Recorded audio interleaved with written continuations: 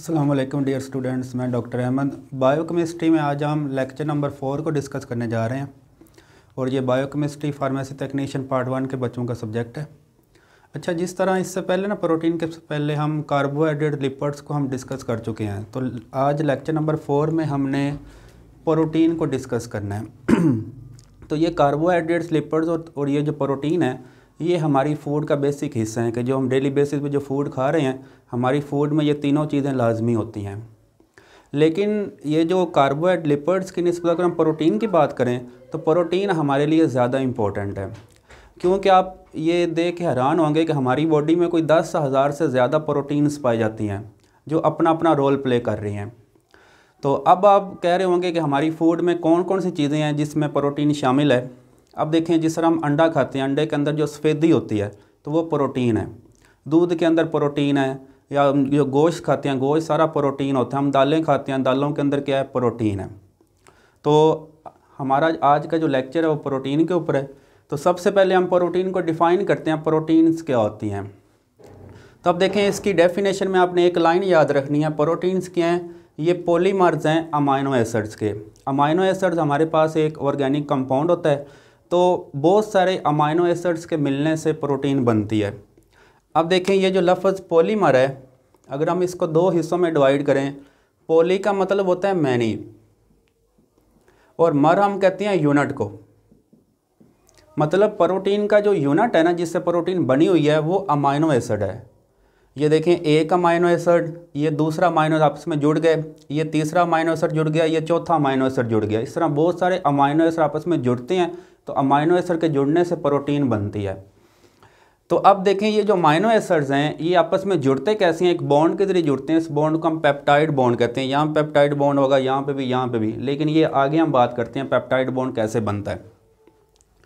अच्छा, उसके बाद ये वाला जो लफ्ज़ प्रोटीन है, तो ये एक यूनानी ज़बान का लफ्ज़ है प्रोटोस, उससे निकला है। प्रोटोस से लफ्ज़ प्रोटीन बने और प्रोटोस का मतलब होता है फर्स्ट या सुप्रीम।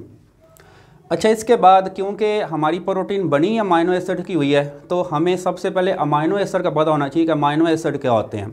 तो अमाइनो एसिड हमारे पास एक ऑर्गेनिक कंपाउंड है। तो अगर हम इसका जनरल फार्मूला देखें अमाइनो एसिड का, तो अमाइनो एसिड में दो ग्रुप लाजमी होते हैं। ये वाला जो ग्रुप है, इसमें ये वाला जो COOH है, इसको हम कार्बोक्सिलिक ग्रुप कहते हैं, और ये वाला जो ग्रुप है H2N, इसको हम कहते हैं अमाइनो ग्रुप। तो हमारा ये वाला जो अमाइनो एसिड है, उसमें एक साइड पे अमाइनो ग्रुप होता है और दूसरी साइड पे कार्बोक्सिलिक ग्रुप होता है, और दरमियान में ये जो कार्बन है, और कार्बन के नीचे हाइड्रोजन होता है, और ऊपर देखें कार्बन के ऊपर ये R है। तो R इस चीज़ को शो करता है कि R की जगह कुछ भी आ सकता है, क्योंकि हमारे पास सारे अमाइनो एसिड्स एक जैसे नहीं हैं। तमाम अमाइनो एसिड में तीन चीज़ें सेम होंगी, लेकिन उसमें सिर्फ एक चीज़ का फ़र्क होना है कि हमारे अमाइनो एसिड में, हर अमाइनो एसिड में ये कार्बोक्सिलिक ग्रुप भी होगा, ये अमाइनो ग्रुप भी होगा, ये हाइड्रोजन भी होगी, ये कार्बन भी होगी। लेकिन ये वाला जो R है ना, ये वाला जो R है, ये हर अमाइनो एसिड में डिफरेंट होगा, और हर अमाइनो एसिड दूसरे से जो डिफरेंट है वो इस R की वजह से डिफरेंट होगा। अच्छा, उसके बाद नोट में मैंने कुछ चीज़ें लिखी हैं। हमारी बॉडी में कोई 170 टाइप्स के अमाइनो एसिड पाए जाते हैं। 170 किस्म के अमाइनो एसिड हमारी बॉडी में पाए जाते हैं, लेकिन इनमें से जो अमाइनो एसिड प्रोटीन बनाने में यूज़ हो रहे हैं वो 20 किस्म के हैं। मतलब हमारी बॉडी में जो 10,000 से ज़्यादा जो प्रोटीन है वो इन्हीं 20 किस्म के अमाइनो एसिड से मिलकर बनी हुई हैं। अच्छा, इसके बाद ये देखें, ये मैंने डिफरेंशिएशन में हेडिंग के नीचे लिखा है, amino acids are different from each other due to R, कि ये वाला जो R है, R की वजह से हर अमाइनो एसिड एक दूसरे से क्या होता है, डिफरेंट होता है। अब इसको समझने के लिए हमारे पास दो एग्जांपल्स हैं। ये मैंने दो अमाइनो एसिड का स्ट्रक्चर आपके सामने ड्रा किया है। ये देखें, एक अमाइनो एसिड ग्लाइसिन है और दूसरा एलानिन है। तो ग्लाइसिन में देखें यहाँ पे अमाइनो ग्रुप है, एलानिन में देखें यहाँ पे अमाइनो ग्रुप है। ग्लाइसिन में देखें यहाँ पे कार्बोक्सिलिक ग्रुप है, एलानिन में देखें यहाँ पे कार्बोक्सिलिक ग्रुप है। ग्लाइसिन में देखें यहाँ पे हाइड्रोजन, एलानिन में देखें यहाँ पे हाइड्रोजन है, और कार्बन भी दोनों में सेम जगह पे है। लेकिन ये वाली जो चीज़ है, ये वाली चीज़, ठीक है, ये देखें, ग्लाइसिन में R की जगह यहाँ पे हाइड्रोजन आ गई है, लेकिन एलानिन में देखें यहाँ पे R की जगह ये CH3 आ गया, जिसको मिथाइल ग्रुप कहते हैं। तो देखें जिसमें CH3 आ जाएगा उसको हम उस अमाइनो एसिड को मेलानिन कह देंगे, और जिसमें हाइड्रोजन आ जाएगी उसको हम क्या कह देंगे, ग्लाइसिन कह देंगे। अब देखें ग्लाइसिन और एलानिन एक दूसरे से डिफरेंट हैं सिर्फ इस R की वजह से, ठीक है। अब यहाँ पे देखिएगा जो हमने बात की थी ना कि अमाइनो एसिड आपस में मिलते हैं पेप्टाइड बॉन्ड के ज़रिए, तो ये पेप्टाइड बॉन्ड है, ये बनता कैसे है इसको देखिएगा। अब देखिए मेरे पास ये वही अमाइनो एसिड है जिसको हमने ग्लाइसिन कहा था, तो ये वाला ग्लाइसिन है और ये वाला एलानिन है। अब देखें ग्लाइसिन का वही स्ट्रक्चर है, ये वाला कार्बोक्सिलिक ग्रुप है। कार्बोक्सिलिक ग्रुप को आप ऐसे भी लिख सकते हैं, ये भी कार्बोक्सिलिक ग्रुप है, लेकिन इसको आप अगर ओपन करके लिखना चाहें आप इसको ऐसे भी लिख सकते हैं, तो ये भी कार्बोक्सिलिक ग्रुप है, ठीक है। तो यहाँ पे देखें कार्बोक्सिलिक ग्रुप है और यहाँ पे अमाइनो ग्रुप है, ऊपर भी हाइड्रोजन नीचे भी हाइड्रोजन, ये ग्लाइसिन है। और साथ देखें ये एलानिन है, इसमें मिथाइल ग्रुप है, हाइड्रोजन है, और ये वही कार्बोक्सिलिक ग्रुप है और ये अमाइनो ग्रुप है।